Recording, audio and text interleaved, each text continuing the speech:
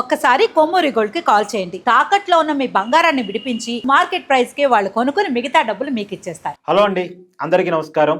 నేను మీ Katta Karthik. India Today C Voters కలిపి చేసినటువంటి mood of the nation survey. బీజేపీకే దేశంలో హవా ఉంది. ఇప్పటికిప్పుడు ఎన్నికలు జరిగితే బీజేపీకి 286 స్థానాలు వస్తాయి. ఎన్డీఏ కూటమికి 350 స్థానాలు వస్తాయి. ఆంధ్రప్రదేశ్లో కూడా వైసీపీకి 1 నుంచి 3 ఎంపీ స్థానాలు మాత్రమే వచ్చే అవకాశం ఉంది. నిజానికి 2024లో అంత వ్యతిరేకతలో కూడా వైసీపీకి 4 ఎంపీ స్థానాలు వచ్చున్నాయి. కానీ ఇప్పటికిప్పుడు ఎన్నికలు జరిగితే 1 నుంచి 3 స్థానాలు మాత్రమే వస్తాయి. అంటే ఇంకా వైసీపీ బలం తగ్గిపోయింది. మళ్ళా కూటమిదే అధికారం. అది ఆంధ్రప్రదేశ్లో కావచ్చు, దేశంలో కావచ్చు. ఇది మూడ్ ఆఫ్ ద నేషన్ చెప్తున్నటువంటి సర్వే. దీని గురించి మాట్లాడుకునేటువంటి ప్రయత్నం చేద్దాం. నాతో ఉన్నారు బీజేపీ అధికార ప్రతినిధి రవిచంద్ర రెడ్డి గారు. సార్ నమస్కారం. నమస్కారం సార్, ఇప్పటికిప్పుడు ఎన్నికలు జరిగితే మళ్ళీ మోడీయే పీఎం, ఏపీకి మళ్ళీ చంద్రబాబే సీఎం. ఇది నేను చెప్తున్న మాట కాదు, మూడ్ ఆఫ్ ది నేషన్ చెప్తున్నటువంటి సర్వే. ఎంపీల పరంగా వాళ్ళు పార్లమెంట్ పరంగా చెప్పారు. పార్లమెంట్ పరంగా చెప్పినప్పుడు ఆంధ్రప్రదేశ్లో ఇప్పటికిప్పుడు ఎన్నికలు జరిగితే 1 నుంచి 3 స్థానాలు మాత్రమే వైసీపీకి వస్తాయని చెప్పారు. అదే దేశంలో చూసినప్పుడు ఎన్డీఏ కూటమికి 350 స్థానాలు వచ్చే అవకాశం ఉంది. ఒక బీజేపీకి 286 స్థానాలు ఎంపీ స్థానాలు వచ్చే అవకాశం ఉందని చెప్తుంది. ఎలా చూస్తారు కార్తీక్ గారు? ఇండియా టుడే తన ప్రామాణికతతో పాటు జర్నలిజంలో ఎప్పటి నుంచో ఉన్న స్టాండర్డ్ కలిగిన పత్రిక అండ్ ఛానల్ ఆల్సో. ఈరోజు పత్రికా సర్క్యులేషన్ తగ్గి ఉండొచ్చు, కానీ వాళ్ళు ఎప్పుడు కూడా ప్రజలతో ఇంటరాక్ట్ అవుతూ ఉంటారు, ఎప్పుడు తిరుగుతూ ఉంటారు. వాళ్ళకంటూ కొన్ని సర్వే సంస్థలతో టైప్ అయ్యాడు. మూడ్ ఆఫ్ ద నేషన్ అని అప్పుడప్పుడు సంవత్సరానికి ఒకసారో 6 నెలలకోసారో 2 సార్లు సంవత్సరానికి ఏదైతే వాళ్ళు సర్వే చేస్తుంటారో అది రొటీన్ ప్రాసెస్. వాళ్ళు ఒకరు అడిగితే చేయరు, వాళ్ళంతటా వాళ్ళు చేస్తారు, స్వతంత్రంగా వ్యవహరిస్తారు. దాంట్లో భాగంగా ఇప్పటికిప్పుడు ఎన్నికలు జరిగితే అనేది అండర్లైన్ పాయింట్ అయితే ఇప్పటికిప్పుడు ఎన్నికలు జరగవు.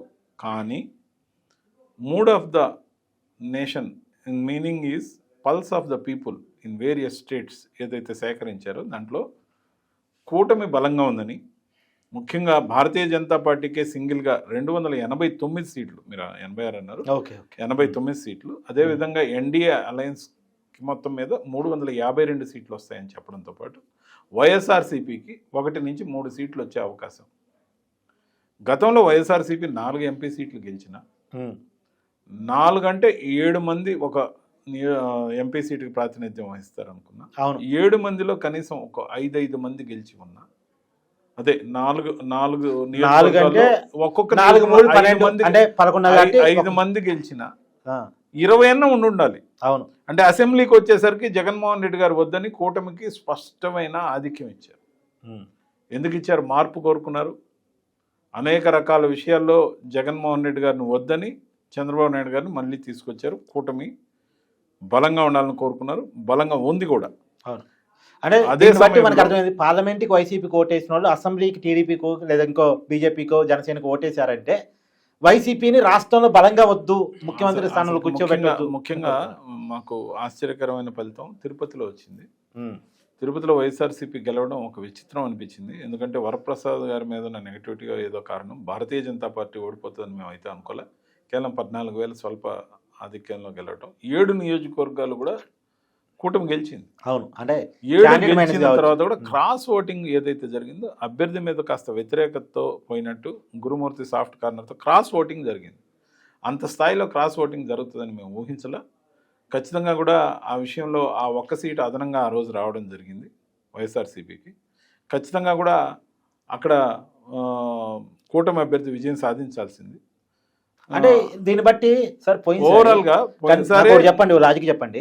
వైసీపీ ఓటరు సరే ఒకటన్నా తనకి వేసుకోవాలి కాబట్టి తన పార్టీకి వేసుకోవాలి కాబట్టి పార్లమెంట్కి వేసుకున్నాడు. కానీ స్టేట్ గవర్నమెంట్ మాత్రం జగన్మోహన్ రెడ్డి ముఖ్యమంత్రి వద్దులే అనుకున్నాడు. ఎందుకంటే సొంత పరిపాలన, సొంత పార్టీ అనుకోవడం ఒకవైపు, అనేక వర్గాలు ఆయన నుంచి దూరం జరగడం ఒకవైపు, ముఖ్యంగా ల్యాండ్ టైటిలింగ్ యాక్ట్ ఒకవైపు, ఆ రోజు జరిగిన ల్యాండ్ టైటిలింగ్ యాక్ట్తో పాటు అనేక వర్గాలకి సంబంధించి ఆయన ఒక విధానం తీసుకున్నాడు లాస్ట్ టైం. అంతకుముందు 2019లో అధికారంలోకి వచ్చేటప్పుడు కులం, మతం, ప్రాంతం, వర్గాలు చూడకుండా అందరిని పేదవాళ్ళని ఆదుకుంటానే హామీతో వచ్చాడు. తర్వాత ఒక సెక్టర్కి పరిమితం అయిపోయి నా ఎస్సీలు, నా బీసీలు, నా మైనారిటీలని, అంటే కులాల పరంగా ఎక్కువ ఉన్న ఓటర్స్ని మాత్రమే నేను పరిగణలోకి తీసుకుంటానప్పుడు ఓవర్ నైట్ 6 అగ్రకులాలకు దూరం అయ్యాడు. ఓకే, 6 వాళ్ళు- అగ్రకులాలు కూడా అందరితో ఒకరికొకరు పెనవేసుకుని ఎస్సీ ఎస్టీ బీసీ మైనారిటీలని ఎవరు ఏ కంపెనీ చూడదు, ఏ ఉద్యోగస్తుని చూడదు, అందరం కలిసి ఉన్నాం సమాజంలో. విడగొట్టే ఆ వైఖరికి విరుద్ధంగా ఓటింగ్ జరిగింది, ఖచ్చితంగా జరిగింది. ఎంతోమంది వాకింగ్లో కలిసినప్పుడు అప్పుడే పార్టీ ఎలక్షన్స్ ఫేస్ చేయకముందే ఏంది ఈ విధానం అనేది చాలామంది ఓసీ నాయకులందరూ అడగడం జరిగింది. ఎప్పుడు కూడా వర్గీకరించకూడదు, సమాజంలో అందరినీ కలిపి ఉంచాలి, కలిపి అణగారిన వర్గాల్ని అభివృద్ధి చేయాలి, అందరం అభివృద్ధి చేయాలి.